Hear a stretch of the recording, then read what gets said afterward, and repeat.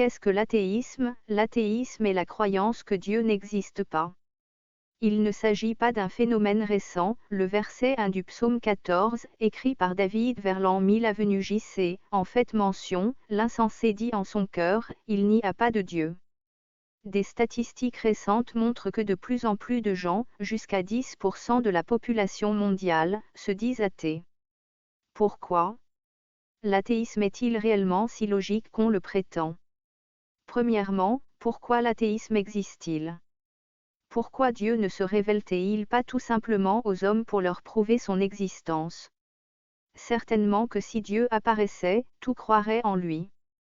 Le problème est que Dieu ne veut pas seulement nous convaincre de son existence, il veut que nous croyions en lui par la foi. 2 Pierre 3.9 Le Seigneur n'est pas en retard dans l'accomplissement de sa promesse, comme certains se l'imaginent, il fait simplement preuve de patience à votre égard, car il ne veut pas qu'un seul périsse.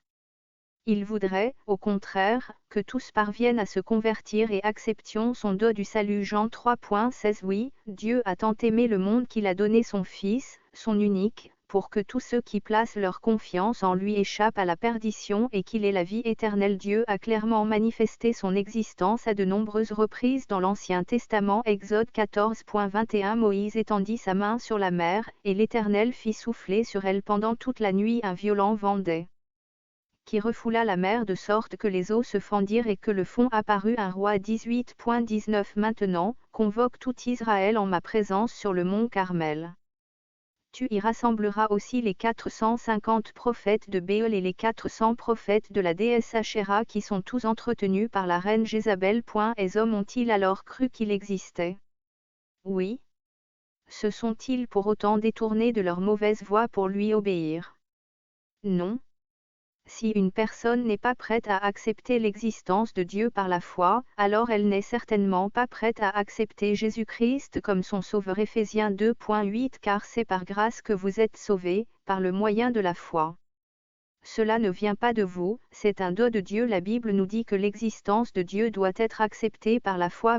Hébreux 11.6 déclare, Or, sans la foi, il est impossible d'être agréable à Dieu, car il faut que celui qui s'approche de lui croie que Dieu existe et qu'il récompense ceux qui le cherchent. La Bible nous rappelle que nous sommes bénis quand nous croyons et faisons confiance à Dieu par la foi. Jésus lui dit, Parce que tu m'as vu, tu as cru. Heureux ceux qui n'ont pas vu et qui ont cru. Jean 20.29 L'existence de Dieu doit être acceptée par la foi, mais cela ne veut pas dire que la foi en Dieu est illogique. Il existe beaucoup de bons arguments en faveur de l'existence de Dieu. La Bible enseigne que l'existence de Dieu se manifeste clairement dans l'univers. Psaume 19.1 au chef de Shur, Cantique de David dans la nature. Romains 1.18 En effet, du haut du ciel, Dieu révèle sa colère contre les hommes qui ne l'honorent pas et ne respectent pas sa volonté. Ils étouffent ainsi malhonnêtement la vérité et dans notre propre cœur. Ecclésiaste 3.11 Dieu fait toutes choses belles en son temps.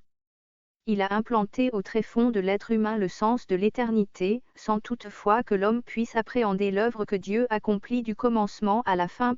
Ceci dit, l'existence de Dieu ne peut être prouvée, elle doit être acceptée par la foi. En même temps, être athée ne demande pas moins d'avoir la foi. Affirmer catégoriquement que Dieu n'existe pas, cela revient à prétendre détenir une connaissance absolue de tout ce qu'il y a à savoir sur tous les sujets, avoir été partout dans l'univers et vu tout ce qu'il y avait à voir. Évidemment, aucun athée ne saurait le prétendre. C'est pourtant ce à quoi revient leur affirmation que Dieu n'existe certainement pas. Les athées ne peuvent pas prouver, par exemple, que Dieu ne vit pas au centre du Soleil, sous les nuages de Jupiter ou dans une nébuleuse éloignée. Ces endroits sont situés au-delà de notre sphère d'observation. Il est donc impossible de prouver que Dieu n'existe pas. Il faut tout autant de foi pour être athée que pour être théiste.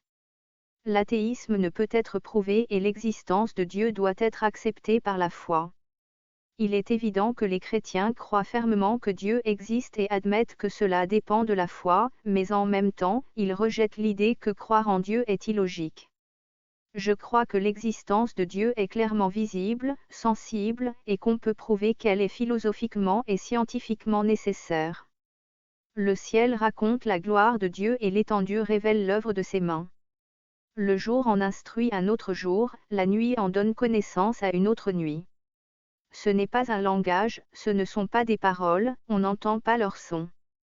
Cependant, leur voix parcourt toute la terre, leurs discours vont jusqu'aux extrémités du monde. Psaume 19.1 au chef de Shur, cantique de David.